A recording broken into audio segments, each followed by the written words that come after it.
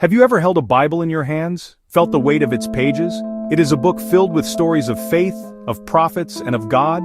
But what if I told you that the book you hold is incomplete? What if a crucial chapter, a vibrant and terrifying story, was deliberately left out? This isn't a flight of fancy. This is the story of a lost text, a book that was once revered, read by early Christians and Jews, and then, almost completely, erased. We call it the Book of Enoch. It whispers of a time before the Great Flood, a time when angels walked the earth, and their story is not one of salvation, but of rebellion. The mystery begins with a simple question. Why is this book missing?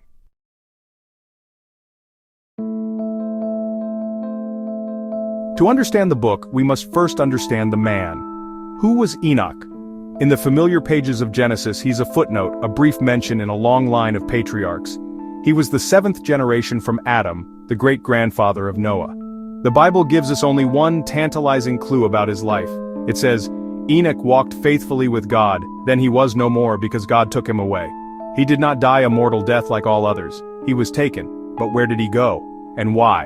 The Bible is silent, but the Book of Enoch fills that silence with a thunderous voice.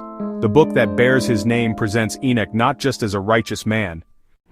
Now we come to the heart of the story, the event that sets everything in motion. The Book of Enoch tells us of a group of angels, 200 of them known as the Watchers. Their mission was simple, to watch over humanity from a celestial station. But they did not just watch, they lusted. From their vantage point they looked down upon the daughters of men and were consumed by their beauty. Led by a chieftain named Samyaza, they made a pact, a terrible oath sworn on Mount Hermon. They would abandon their heavenly duties and descend to earth to take human wives for themselves. This was not a simple mistake, it was an act of cosmic treason. These angels willfully broke the law separating the spiritual from the physical. They abandoned their celestial forms, their holy station, for fleshly desires. Imagine for a moment the dawn of humanity. We are struggling, learning to survive. Stone wood. Then, beings of immense power and intelligence arrive from the sky. They don't just coexist with us, they become our teachers. They taught, but what they taught was not wisdom or enlightenment. The angel Azazel, one of the chief rebels, taught men the art of war. He showed them how to forge swords. He showed them how to make knives. He showed them shields. He showed them breastplates. He introduced the world to metallurgy, not for building but for killing.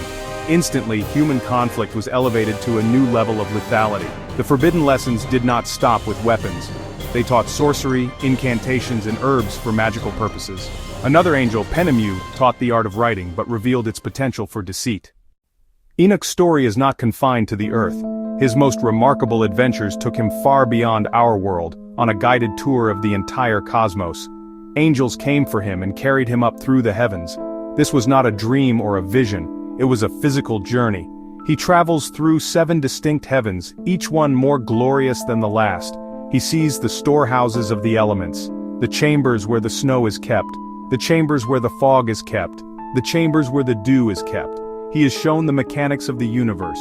In his travels, Enoch acts like an interstellar journalist, reporting on what he sees. He describes the portals where stars emerge and the paths those stars follow. He learns the laws behind the sun's journey across the sky and why the moon waxes and wanes. The book is full of astronomical and meteorological detail. It describes a geocentric model of the universe. It's as if an ancient man was given a glimpse behind the curtain of reality. We all know the story of Noah and the ark. A righteous man is told by God to build a great boat, to save his family, and the world's animals, from a global flood. The Bible says the flood came because the earth was corrupt and filled with violence. But the Bible is vague on the specifics. The Book of Enoch provides the prequel. It explains why the world became irredeemably wicked. The flood was not just punishment for human sin, it was a desperate act of cosmic cleansing. According to Enoch, the primary reason was the abomination of the Nephilim. They rampaged across the planet, consuming everything in their path. Their violence polluted the fabric of creation. The souls of the dead cried out to heaven. The flood was God's direct response. It was the only way to wipe the earth clean of these monstrous beings and the genetic corruption they represented. Before the flood, Enoch is sent by God to pronounce judgment on the fallen Watchers. Their giant sons will be slaughtered before their eyes. The Watchers themselves will be bound under the hills for 70 generations. Enoch describes Noah's birth as miraculous. Noah was radiant and spoke with an angelic voice.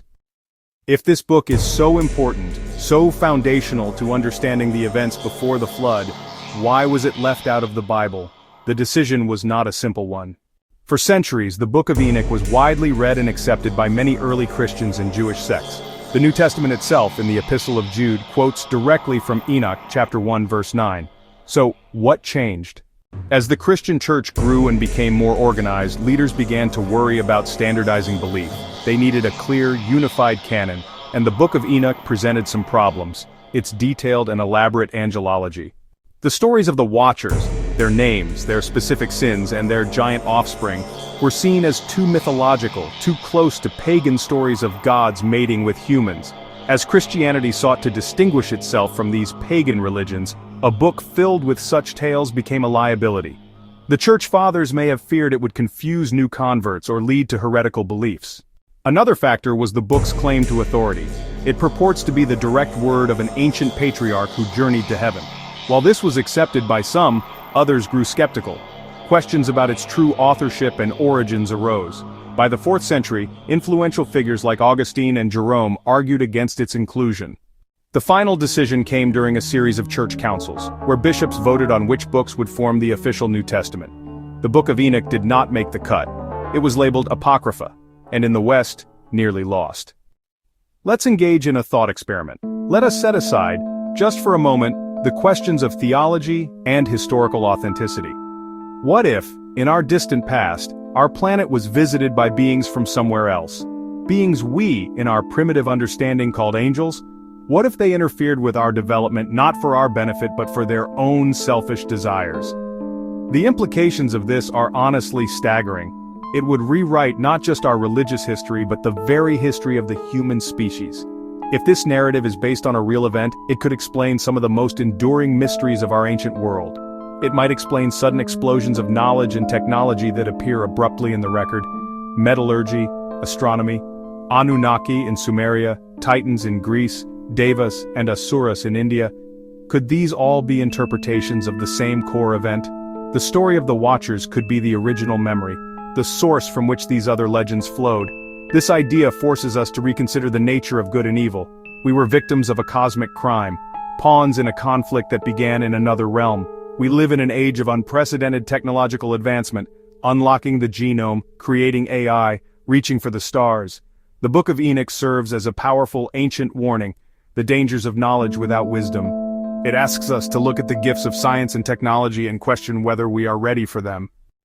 We are left, standing at the edge of a great mystery. The rediscovery of the Book of Enoch is like finding a key to a room we never knew existed. And now that the door is open, we are flooded with questions that challenge the very foundations of our history. Why was this book, once so revered, so thoroughly hidden from us? Was it truly to avoid confusion, or was it to conceal a truth deemed too powerful or too frightening for us to know? Who made that decision, and what was their real motive? The book forces us to ask what else we might be missing.